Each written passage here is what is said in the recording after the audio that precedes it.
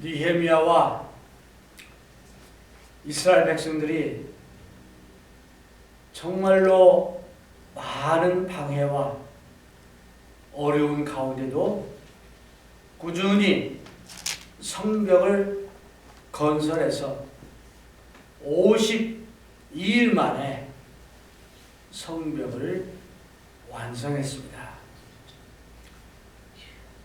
우리는 어떤 목표를 정하고 목표가 이루어지면 다 기뻐하고 축하를 합니다. 그건 뭐 믿는 사람이나 안 믿는 사람이나 마찬가지입니다. 솔로몬이 처음 예루살렘 성전을 다 건축한 다음에 기뻐가지고 온 백성들을 모아놓고 엄청난 잔치를 했습니다.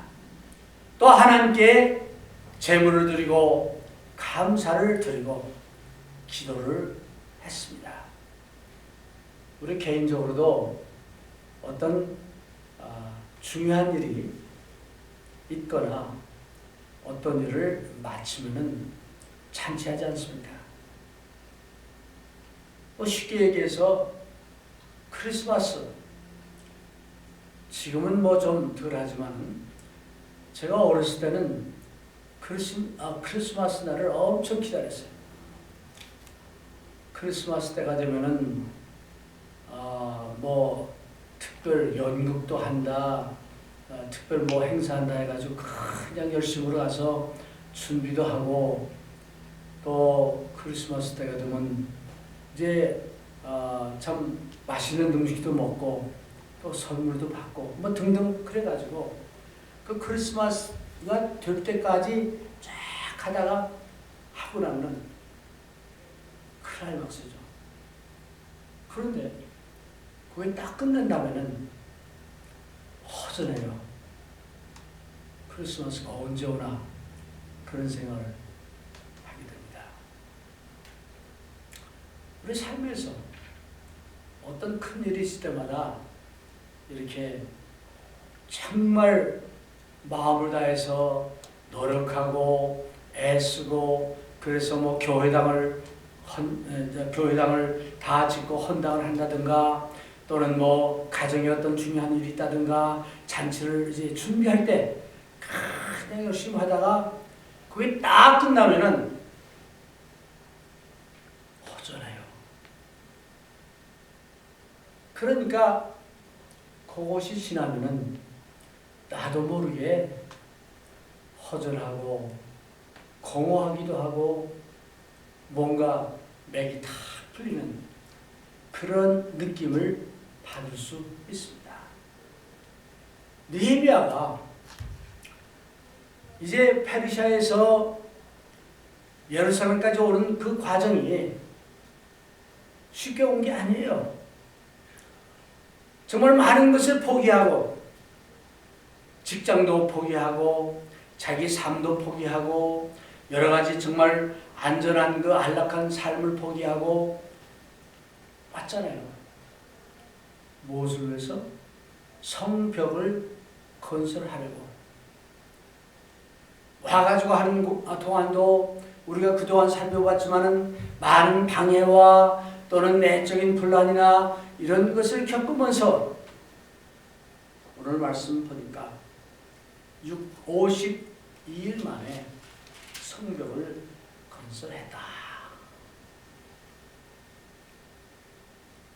그래서 오늘 본문 말씀 6장 15절에 보니까 성역사가 52일 만에 엘룰월 25일에 끝남에, 성벽이 끝나니까 그 다음에 어떤 현상이 벌어졌는지, 이스라엘 백성들의 마음에 대한 것이 아니고 이방 사람들, 대적들이 어떤 마음을 가졌는지 그 다음에 나옵니다. 우리 모든 대적과 사면 이방 사람들이 이를 듣고 다 두려워하여 스스로 낙담하였으니, 이는 이 역사를 우리 하나님이 이루신 것을 삶이니라. 성벽을 건설할 때는요, 그 사방에 있는 대적자들이 우리가 잘 아는 도비아라든가 뭐 에돔 사람이라든가 아라비아 사람들이라든가 이런 사람들이 이런저런 모양으로 계속 방해하고 이스라엘 백성들을 두렵게 했습니다. 느헤미야에도 이제 두려움을 주려고 여러 가지 시도를 했습니다. 그런데 성벽을 다 완성하니까 누가 두려워했어요?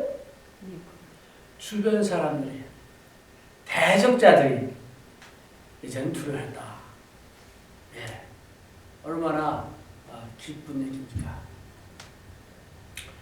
나를 두렵게 했던 그 대상이 이제는 오히려 나를 두려워한다.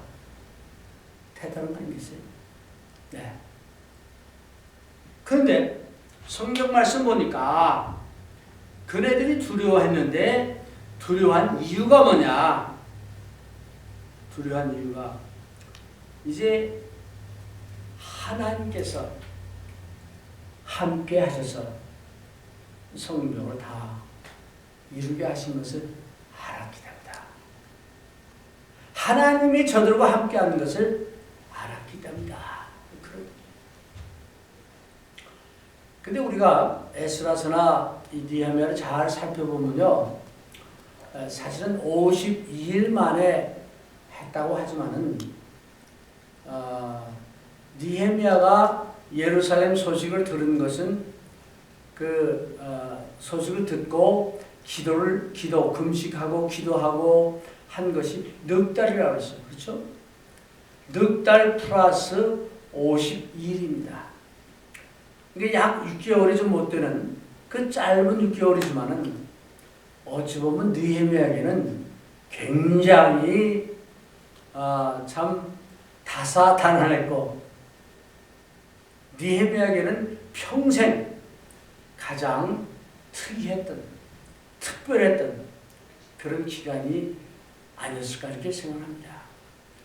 에스라서 2장이나 4장 이런 데 보면은 전에도 수룹바벨이라는 이 사람들이 와서 이제 예루살렘 성전을 다시 재건하고 성벽을 하려고 할 때 방해를 막혔습니다. 주변에서. 방해하다 안 되니까 그 왕에게 편지를 보냈습니다. 그래서 그 공사를 중단했었어요. 그때는.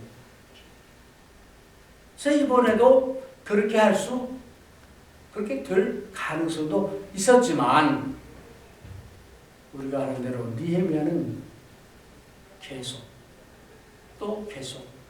자기 할 일을 하고 하나님 믿고 이제 그 성벽을 이제 건설한 것을 압니다. 그래서 그 6절 하반절에 보면은 이 역사를 하나님이 이루신 줄을 알기 때문에 이제는 이방인들이 주변의 대적자들이 두려워했다. 유대인들을 그 성경한다고 그러는데 거기 그 여우가 올라가도 무너질 것이고 이렇게 조롱하던 이 사람들이 두려워했다. 그러면서 17절 이하에 보면은 그때에 17절 처음에 그때라고 했어요. 이 그때라는 것은 성벽을 건설할 때도 어쩌면 성벽을 건설한 후에도 그 다 포함되는 말일 겁니다. 그래서 성벽을 건설할 때에도 이스라엘 사람들 가운데 도비야 이스라엘의 그 대적자 도비야가 이스라엘 사람의 여기 보면 그 사유가 되었고 스가냐라는 사람이 사유가 되었고 또 도비야의 아들은 이스라엘 사람 그 여자와 결혼했어요. 그 자기가 사유도 되고 또 사회를 유대인 사회를 만들었어요. 동맹 관계가 된 거죠. 이 사돈 관계가 되면은 뭐 대적자든 어떻든 서로 이 교통을 안 하겠습니다. 그게 보니까 편지지를 서로 주고받았다는 거예요. 그래가지고 이 사람들이 도비아의 편지를 받고 또 도비아에게 편지를 했고 이제 그러면서 느헤미야 말을 저쪽으로 옮기고 또 저쪽의 말을 느헤미야에게 하고 이러면서 은근히 느헤미야에게 이 토비아가 사실은 좋은 사람입니다. 뭐 이런 식으로 느헤미야를 이제 설득한 것으로 보입니다. 그런데 느헤미야는 어떤 사람이에요? 그 마음을 이제 보는 사람이죠. discerned mind. 그래가지고 그러지만은 느헤미야는 토비아가 항상 자기에게 두려움을 줬던 그런 존재다 라고 말하고 있습니다. 사실은 큰 역사를 할 때는 외부에서부터 방해도 있지만 내부로부터 오는 방해들이 많은 것을 우리가 잘 압니다. 그래서 느헤미야의 정말 사람의 마음을 볼 수 있는 그런 지적, 능력, 판단력 이런 것을 하나님께 우리가 간구해야 되겠다. 지난주에 말씀을 드렸습니다. 7장으로 넘어갑니다. 성이 건축됨에 문짝을 달고 문지기와 노래하는 자들과 레위 사람들을 세운 후에 그래서 성벽이 다 완성된 다음에 마지막으로 큰 문을 다는 겁니다. 이제는 완전히 예루살렘 성이 이제 정말 벽으로 다 완전하게 공터가 없이 어디 뭐 이게 없이 다 연결이 된 거예요. 네. 그런 다음에 제일 먼저 한 게 뭐냐? 여기 보니까 문지기와 노래하는 자들과 레위 사람들을 세웠다. 그렇습니다. 문지기는 어떤 사람들입니까? 예루살렘 성전을 지키는 문지기들입니다. 근데 지금 우선 급하니까 예루살렘 성전만 지키는 게 아니라 성벽도 지키는 그런 문지기의 역할을 아마 여기서 느헤미야가 맡긴 것 같습니다. 그래서 문지기를 이제 세웠고 노래하는 자는 어떤 사람들입니까? 하나님 앞에 예배 드릴 때에 다윗 시대에 보면 하나님 앞에 찬양 드렸던 노래했던 사람들이 있습니다. 우리 시편에 보면 아삽이라는 사람이죠. 대표적으로. 그래서 이 노래한 자들 그 다음에 보니까 레위인들 레위인 중에서 제사장도 나오고 또 레위인들이 이제 예배 성전 예배 드릴 때에 각종 여러 가지 일들을 다 하고 이제 그네들이 하나님의 말씀 율법도 가르쳐가는 그런 사람들입니다. 그러면 느헤미야가 제일 먼저 한 게 뭐냐? 문지기와 노래하는 자들과 레위 사람들을 세웠다 하는 거예요. 성벽만 세운다 해서 예루살렘이 안전해지는 것이 아닙니다. 외적인 것만 다 이렇게 한다고 해서 그 안에도 안전한 것이 아니라는 거예요. 더 중요한 것은 뭐냐? 이스라엘 사람들의 마음, 하나님과의 관계, 하나님께 올바른 예배를 드리고 이제 말씀을 이제 또한 지키고 순종하는 그것, 이런 어떤 정신적인 영적인 것이 중요한 것을 느헤미야는 알았어요. 우리가 아무리 물질적으로 외적으로 다 갖춘다 하더라도 이 아내가 영적으로 연약하고 또 이제 우리 마음이 이제 맑지 못하고 믿음으로 살지 못하면 지킬 수가 없는 거예요. 예배당을 크게 짓고 얼마나 감사하냐 라고 아무리 하나님 앞에 예배를 드린다 하더라도 중요한 것은 그 예배당 안에 있는 성도들의 마음입니다. 성도들의 하나님과의 관계입니다. 그래서 느헤미야는 바로 그런 것을 알았기에 성벽을 다 이제 한 다음에 제일 먼저 하는 게 뭐냐? 문지기를, 노래하는 자를, 레위인들을 세웠다라는 거예요. 그래서 이게 또 어떻게 보면은 이 문지기를 세워가지고 그 다음에 한 게 뭐냐? 2절 다 같이 읽어봅시다. 내 아우 하나니와 영문의 관원 하나냐로 함께 예루살렘을 다스리게 하였는데 하나냐는 무인이 충성되어 하나님을 경외함이 무리에서 뛰어난 자라. 이제 먼저 하나님께 예배하는 자들, 또 예루살렘 그 성전과 성문을 지키는 문지기들, 노래하는 자들, 레인들을 세운 다음에 그 다음에 예루살렘 성을 지키는 그 거버너를 이제 두 사람을 합동으로 이제 다스리게 하는 두 사람을 임명을 했습니다. 하나는 하나니 느헤미야의 동생입니다. 하나니고 또 다른 사람은 하나니야. 하나니는 어떤 사람입니까? 하나니는 느헤미야가 이제 예루살렘에 오기 전에 느헤미야가 보내는지 본인이 가는지는 모르지만 예루살렘까지 갔었어요. 가보니까 예루살렘 성벽이 허물어져 있고 이제 그 성 안에는 정말 사람들이 참 여러 가지로 어렵고 힘들고 이런 상황을 직접 눈으로 보고 왔어요. 그래가지고 느헤미야에게 페르시아에 와서 보고를 한 사람이에요. 느헤미야가 예루살렘을 갈 때 다시 예루살렘에 온 사람이에요. 하나냐는 어떤 사람이냐? 하나냐는 예루살렘 성을 수비하는, 말하자면 그 수비대장, 요즘 말로 아마 경찰 서장, 경찰 청장쯤 되겠죠. 그런 역할을 하는 사람이에요. 근데 느헤미야가 이 사람들을 임명한 이유가, 조건이 왜 임명했느냐? 여기 보니까 저들은 하나님을 하나냐는 무인이 충성되어 하나님을 경외함이 무리에서 뛰어난 자라. 두 가지를 얘기합니다. 충성된 자다.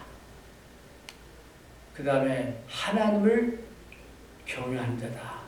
그렇기 때문에 그네들을 그 거버너로, 예루살렘 거버너로 임명을 했다라고 합니다. 크리스찬에게 필요한 덕목 중에 하나가 뭐냐? 하나님께 대한 충성입니다. 정말 하나님을 신뢰하고 믿고 하나님의 뜻대로 살아가는 그것입니다. 그래서 하나님은 하나님께 충성된 사람을 뽑습니다.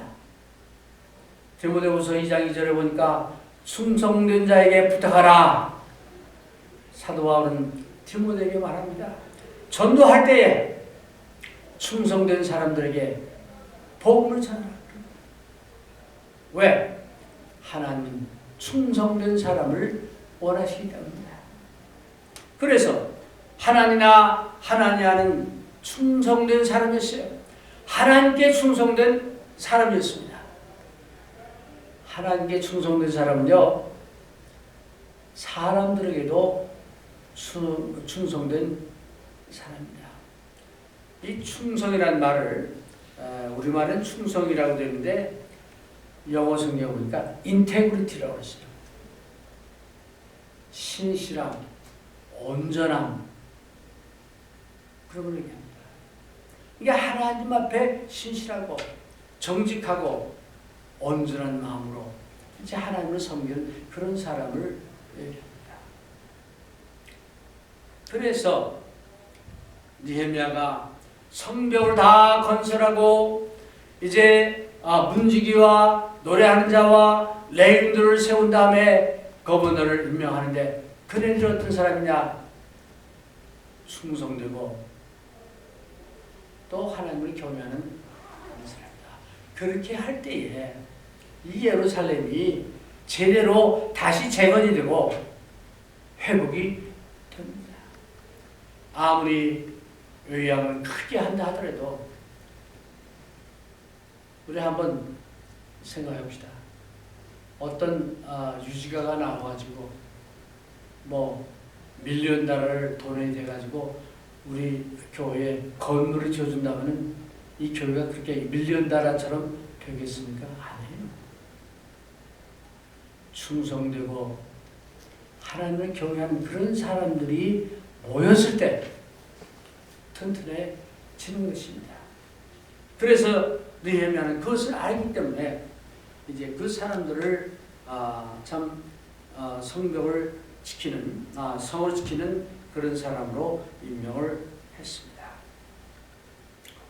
시편 15편에 보면 그 신실한 사람, 충실한 사람 이런 사람에 대해서 아주 참 자세하게 시편 15편에 나와 있습니다. 제가 한번 읽어보겠습니다. 여러분들 한번 들어보세요. 짧으니까. 여호와여, 주의 장막에 유할 자 누구오며 주의 성산에 거할 자 누구오니까? 정직하게 행하며 공의를 일삼으며 그 마음의 진실을 말하며 그 혀로 참소치 아니하고 그 보색에 행악지 아니하며 그 이웃을 회방치 아니하며 그 눈은 망령된 자를 멸시하며 여호와를 두려워하는 자를 존대하며 그 마음에 소원하는 것은 해로울지라도 변치 아니하며 별리로 대금치 아니하며 뇌물을 받고 무죄한 자를 해치 아니하는 자니 이런 일을 행하는 자는 영영이 요동치 아니하리라. 이게 신실한 사람이에요. 충성된 사람이에요. 여호와를 경외하는 사람들이 바로 이런 사람이다. 그런 얘기예요. 7장 3절 보겠습니다. 내가 저에게 이르기를 해가 높이 뜨기 전에는 예루살렘 성문을 열지 말고 아직 파수할 때에 곧 문을 닫고 빗장을 치르며 또 예루살렘 거민으로 각각 반차를 따라 파수하되 자기 집 맞은편을 지키게 하라 하였노니. 느헤미야는 임명하는 것으로 끝나지 않고 아주 구체적으로 그 하나님과 하나님에게 명령을 내립니다. 말하자면 job description을 줬는데 그 예루살렘을 어떻게 지킬 거냐 그런 얘기예요. 보니까 해가 완전히 뜨기 전에 밝아서 사람들이 마음대로 왕래하기 전에는 성문을 절대 열지 마라.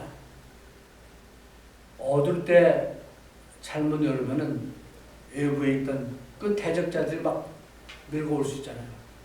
그러니까 해가 한참 떴을 때 성문을 열고 또 성문을 닫는 것도 파수를 세우고 아직 그 사람들이 많이 있을 때 안전할 때 성문을 닫으라. 그런 얘기예요.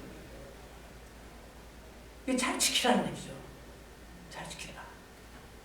그래서 그뿐 아니라 예루살렘 그 사는 사람들에게는 각각 반차를 따라 순서에 따라서 파수하라. 예루살렘 성벽을 파수하라는 거예요. 그러니까 파수하는 곳을 뭐 정해놨겠죠. 자기 집 맞은편을 지키게 하라 하노니. 그러니까 그 느헤미야가 그 병정들로 하여금 파수하는 곳이 있고 또 개개인도 자기 집 앞을 지키게 했다 그런 얘기예요. 한마디로 하면 무슨 얘기냐?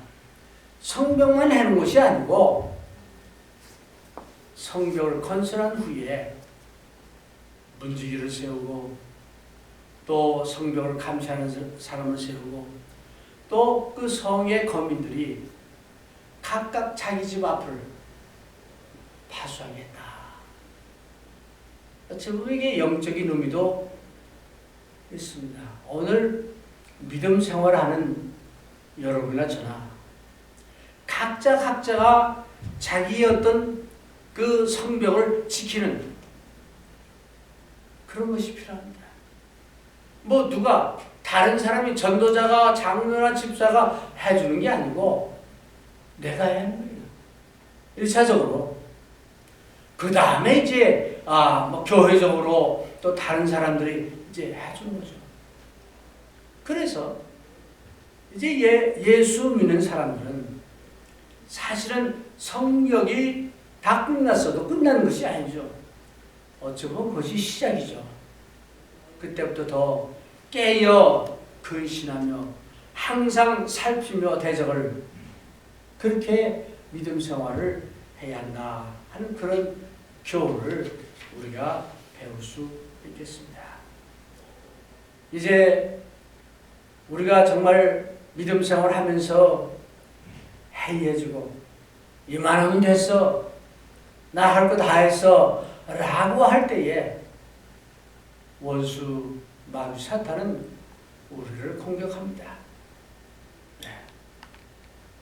우리의 마음을, 우리의 생각을, 또 우리 주변 사람들을 통해서 우리를 흔들어댑니다. 잠언 말씀은 이제 그러기 때문에 잠언서 4장 23절에 무릇 지킬 만한 것보다 더욱 내 마음을 지키라. 생명의 근원이 이에서 나니라. 예. 각자가 자기 집 앞을 지켜야 돼요. 각자가 자기 마음을 지켜야 돼요. 각자가 자기 믿음을 지켜야 됩니다. 아무개 때문에 뭐 누가 이래서 지도자가 저래서 그거 아니고 각자가 자기 믿음과 자기를 지켜야 되겠습니다. 사도 바울은 데살로니가 교인들을 향해서 이런 말씀했습니다. 데살로니가전서 5장 5절에서 8절에 보니까 너희는 다 빛의 아들이요 낮의 아들이라. 우리가 밤이나 어둠에 속하지 아니하나니 그러므로 우리는 다른 일과 같이 자지 말고 오직 깨어 근신할지라. 그러므로 우리는 다른 이들과 같이 자지 말고 오직 깨어 근신할지라. 우리는 낮에 속하였으니 근신하여 믿음과 사랑의 흉배를 붙이고 구원의 소망에 투구를 쓰자.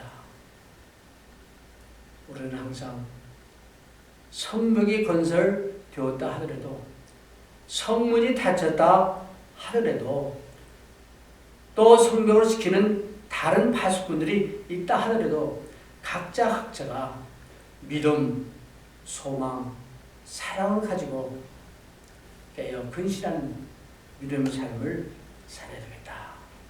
이렇게 생각합니다. 마지막으로 우리가 아무리 노력하고 애를 쓴다 하더라도 하나님이 지켜주시면 됩니다. 네. 그렇다고 해서 우리는 하나님이 해주시는 것만 기다리는 것이 아니고 하나님은 사람을 통해서 일을 하십니다. 하나님은 여러분과 나에게 깨어 근신하며 성을 지키라고 오늘도 말씀하고 있습니다. 여러분과 제가 이제 2022년을 맞이해서 무너진 성벽을 건설하고 우리의 믿음을 건설하고 믿음을 쌓아나가며 하나님께 영광을 돌리는 귀한 한 해가 될 수 있기를 주의 이름으로 축원해 드립니다.